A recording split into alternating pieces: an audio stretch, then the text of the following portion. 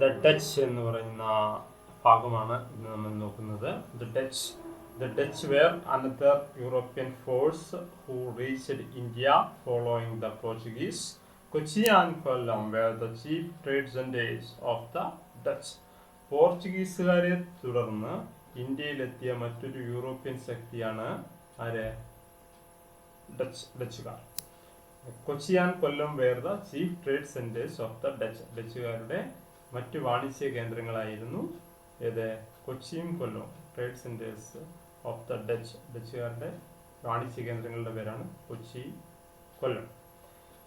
It was Van Reed, a Dutch governor, who initiated the compilation of Hortus Malabaricus, a book on the medicinal plants of Kerala. ഇവിടെ ഏറ്റവും പ്രധാനമായിട്ടും പറയുന്നത് നമ്മുടെ നാട്ടിലെ ഔഷധ സസ്യങ്ങളെ കുറിച്ച്, കേരളത്തിലെ ഔഷധ സസ്യങ്ങളെ കുറിച്ച് പരാമർശിക്കുന്ന ഹോർത്തുസ് മലബാറിക്കസ് എന്ന പുസ്തകം എഴുതാനായിട്ട് മുൻകൈയെടുത്തത് ഡച്ചുകാരനായിരിക്കുന്ന വാൻ റീഡാണ്. ഡച്ച് ഗവർണറായിരിക്കുന്ന വാൻ റീഡാണ്. He completed the book with the help of Itty Achuthan Vaidyar. Itty Achuthan വൈദ്യരുടെ സഹായത്തോടെയാണ് ഈ ബുക്കിന്റെ നിർമ്മാണം പൂർത്തിയാക്കിയത്. ഈ കൃതി തയ്യാറാക്കാനായിട്ട് സഹായിച്ച വ്യക്തിയാണ് മലയാളിയായ Itty Achuthan Vaidyar. Okay. The Dutch fought with Marthanda Varma, the king of Travancore, following the disputes over trade. നമ്മൾ ഓർക്കണം, ഇത് വിക്ടേഴ്സ് ചാനൽ പറഞ്ഞിട്ടുണ്ട്, ഈ ഹോർത്തുസ് മലബാറിക്കസ് എന്ന ഗ്രന്ഥം ആംസ്റ്റർഡാമിലാണ്, ഡച്ച് തലസ്ഥാനമായ ആംസ്റ്റർഡാമിൽ വെച്ചാണ് ഇത് പ്രസിദ്ധപ്പെടുത്തുന്നത്. അതോടൊപ്പം തന്നെ the Dutch fought with Marthanda Varma, the king of Travancore, following the disputes over trade. കച്ചവടം സംബന്ധിച്ച തർക്കങ്ങളുടെ ഫലമായിട്ട് തിരുവിതാംകൂറിലെ രാജാവായ മാർത്താണ്ഡവർമ്മയുമായിട്ട് ഡച്ചുകാർ എന്ത് ചെയ്തു? യുദ്ധത്തിൽ ഏർപ്പെടുന്നു. The Dutch were defeated in the Battle of Colachel in 1741. 1741 കുളച്ചലിൽ വെച്ച് നടന്ന യുദ്ധത്തിൽ ഡച്ചുകാർ പരാജയപ്പെട്ടു. കുളച്ചൽ യുദ്ധത്തിന്റെ പ്രാധാന്യമാണ്. മാർത്താണ്ഡവർമ്മയുടെ സൈന്യം ഈ ഡച്ചുകാരെ പരാജയപ്പെടുത്തുന്നു. They lost their ground in India with this war. ഇവിടെ ഇന്ത്യയിൽ ഉണ്ടായിരുന്ന അടിത്തറ ഡച്ചുകാർക്ക് ഈ യുദ്ധത്തോടെ നഷ്ടമായി. The Dutch were also called Lendans. ഈ ലന്തക്കാർ അല്ലെങ്കിൽ ലെന്തൻസ് എന്നാണ് ഡച്ചുകാരെ വിളിച്ചിരുന്ന പേര്. Okay. The advent of the English. ഇംഗ്ലീഷുകാരുടെ വരവ്. The English East India Company was formed in England in 1600 for trade with the countries like India and China. India, China എന്നീ രാജ്യങ്ങളുമായിട്ട് കച്ചവടം നടത്താൻ വേണ്ടി 1600 ലണ്ടനിൽ ഈസ്റ്റ് ഇന്ത്യ കമ്പനി രൂപീകരിച്ചു. ഇന്ത്യ, ചൈന തുടങ്ങിയവുമായിട്ട് വ്യാപാര ബന്ധം നടത്താനായിട്ട് 1600 ലണ്ടനിലാണ് ഇംഗ്ലീഷ് ഈസ്റ്റ് ഇന്ത്യ കമ്പനി രൂപീകരിച്ചത്. Surat in Gujarat was the first trade centre of the company in India. ഈ ഈസ്റ്റ് ഇന്ത്യ കമ്പനിയുടെ ഇന്ത്യയിലെ ആദ്യത്തെ വാണിജ്യ കേന്ദ്രം എവിടെയായിരുന്നു? സൂററ്റിലായിരുന്നു. ഗുജറാത്തിലെ സൂററ്റിലായിരുന്നു. They also established trading centers at Bombay, Calcutta and Madras. മാത്രമല്ല, സൂററ്റിനെ കൂടാതെ മറ്റ് 2-3 സ്ഥലങ്ങളിൽ കൂടി വാണിജ്യ കേന്ദ്രങ്ങൾ ഉണ്ടായിരുന്നു. ബോംബെ, കൽക്കട്ട, മദ്രാസ് എന്നീ സ്ഥലങ്ങളിലും ഈ ഇംഗ്ലീഷ് ഈസ്റ്റ് ഇന്ത്യ കമ്പനിയുടെ വാണിജ്യ കേന്ദ്രങ്ങൾ അല്ലെങ്കിൽ വ്യാപാര കേന്ദ്രങ്ങൾ ഉണ്ടായിരുന്നു. French trade relation. The French East India Company was established in 1664 and the French reached India for the purpose of trade. 1664 French east India company ഇവിടെ സ്ഥാപിക്കുന്നു. ഇതോടെ കച്ചവട ലക്ഷ്യവുമായിട്ട് ഫ്രഞ്ചുകാരും ഇന്ത്യയിലെത്തി. Pondicherry or Puducherry, Mahe and Karaikal were the chief trade centers of the French. Pondicherry was their headquarters. ഈ മാഹി, കാരക്കൽ, പോണ്ടിച്ചേരി അല്ലെങ്കിൽ പുതുച്ചേരി തുടങ്ങിയവയായിരുന്നു ഫ്രഞ്ചുകാരുടെ കച്ചവട കേന്ദ്രങ്ങൾ. അവരുടെ പ്രവർത്തനങ്ങളുടെ ആസ്ഥാനം എവിടെയായിരുന്നു? പോണ്ടിച്ചേരി ആയിരുന്നു. Okay. Pondicherry was their headquarters. ഇവിടെ ഒരു മാപ്പ് കൊടുത്തിട്ടുണ്ട്. Prepare a list of different European trade centres based on the map given above. ഇവിടെ കൊടുത്തിരിക്കുന്ന മാപ്പ് അനുസരിച്ച് ഇന്ത്യയുടെ രൂപരേഖ നിരീക്ഷിക്കുക. എന്നിട്ട് വിവിധ യൂറോപ്യൻ രാജ്യങ്ങളുടെ വാണിജ്യ കേന്ദ്രങ്ങളുടെ സ്ഥലങ്ങളുടെ പട്ടിക ക്രമീകരിക്കാനാണ് പറഞ്ഞിരിക്കുന്നത്. Can you identify any common feature of these trade centres? ഈ വാണിജ്യ കേന്ദ്രങ്ങൾക്ക് എന്തെങ്കിലും പൊതുവായ സവിശേഷത നിങ്ങൾ കാണുന്നുണ്ടോ? In which state do these centres presently situate? ഈ കേന്ദ്രങ്ങൾ ഇപ്പോൾ ഏതെല്ലാം സംസ്ഥാനങ്ങളിലാണ് എന്ന് കണ്ടെത്താനായിട്ടാണ് പറഞ്ഞിരിക്കുന്നത്. അന്നത്തെ വാണിജ്യ കേന്ദ്രങ്ങൾ ഇന്ന് ഏതൊക്കെ സ്ഥലത്ത് നിലനിൽക്കുന്നു എന്ന് കണ്ടെത്തുക. Okay. The competition for the monopoly of trade. The competition for the monopoly of trade. കച്ചവട ആധിപത്യത്തിന് വേണ്ടിയുള്ള മത്സരം. The European countries competed for monopolizing trade with India. ഈ യൂറോപ്യൻ രാജ്യങ്ങൾ ഇന്ത്യയിൽ ഈ കച്ചവട ആധിപത്യം നേടാനായിട്ട് പരസ്പരം മത്സരിച്ചു തുടങ്ങി. The Portuguese and the Dutch were defeated at the very beginning of this competition.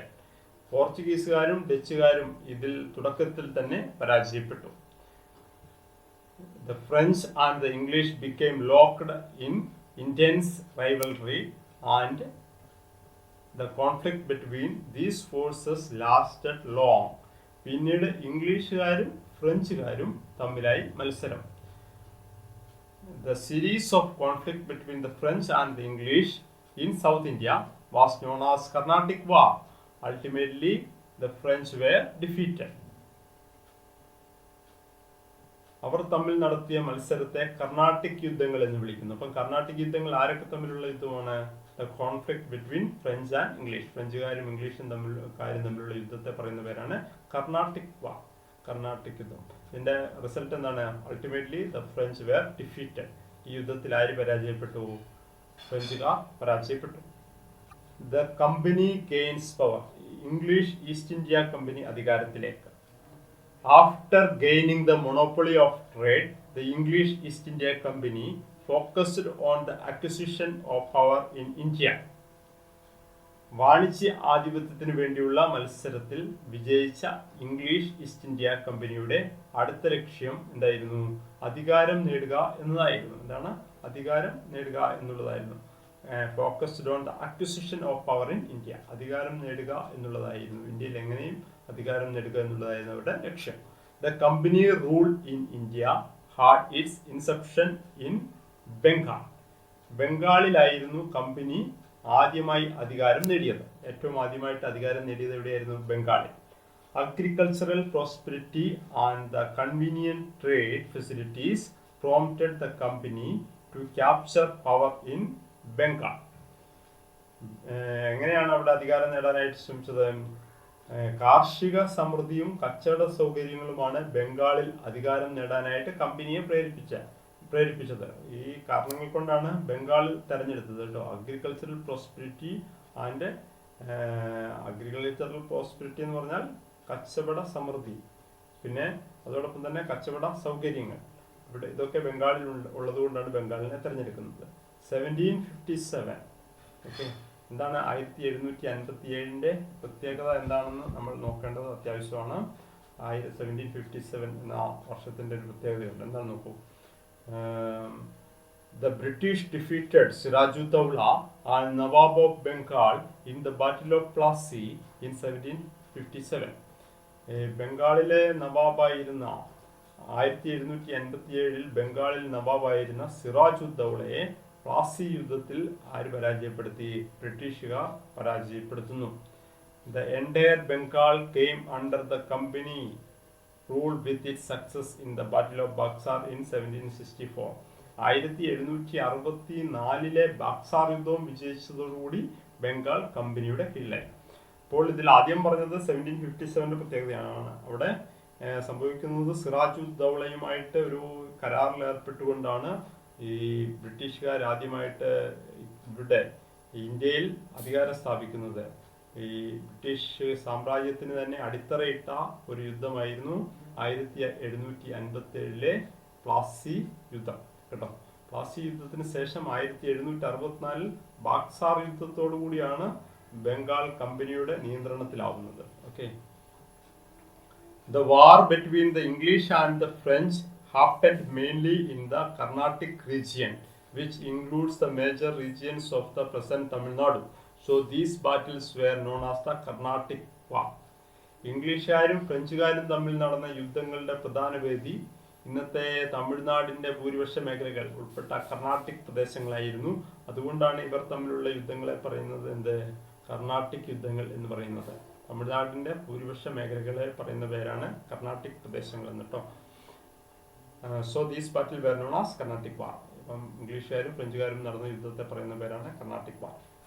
The Plassey and Buxar. The British could succeed the Battle of Plassey through the secret alliance in which Robert Clive, the commander-in-chief in the British Army, fought with Mir Jafar, the commander-in-chief of Sirajud-Dawla. സിറാജുദ്ദൗളയുടെ സൈന്യാധിപനായ മിർ ജാഫറുമായിട്ട് British സൈന്യാധിപൻ Robert Clive എന്ത് ചെയ്യുന്നു, ഒരു രഹസ്യ ധാരണ ഉണ്ടാക്കുന്നു. ഇതിലൂടെയാണ് പ്ലാസി യുദ്ധത്തിൽ ബ്രിട്ടീഷുകാർ വിജയിച്ചത്. A secret alliance in which Robert Clive, the commander in chief of the British army, British ആർമിയുടെ കമാൻഡർ ഇൻ ചീഫ് സൈന്യാധിപനായ റോബർട്ട് ക്ലൈവും ഇതോടൊപ്പം തന്നെ സിറാജുദ്ദൗളയുടെ സൈന്യാധിപനായ മിർ ജാഫറും തമ്മിലാണ് കരാർ. അങ്ങനെയാണ് പ്ലാസി യുദ്ധത്തിൽ ഇവരെ വിജയിക്കുന്നത്, ബ്രിട്ടീഷുകാർ വിജയിക്കുന്നത്. However, the success of Buxar was solely due to the superior British military power. എന്നാൽ ബാക്സാർ യുദ്ധം എന്ന് പറയുന്നത് സൈനിക ശക്തിയുടെ, ബ്രിട്ടീഷുകാരുടെ സൈനിക ശക്തിയുടെ വിജയമായിരുന്നു. They defeated the combined force of Shah Alam, the Mughal emperor, Shuja-ud-Dawla, the Nawab of Oudh, and Mir Qasim, the former Nawab of Bengal. ഈ ബാക്സാർ യുദ്ധത്തിൽ ഷാ ആലം രണ്ടാമൻ, മുഗൾ ചക്രവർത്തിയായിരുന്ന ഷാ ആലം രണ്ടാമൻ, അതോടൊപ്പം തന്നെ അവധിലെ നവാബായിരുന്ന ഷുജാ-ഉദ്-ദൗള, ബംഗാളിലെ നവാബ് മിർ ഖാസിം എന്നിവരുടെ സംയുക്ത സൈന്യത്തെ ബ്രിട്ടീഷുകാർ പരാജയപ്പെടുത്തി.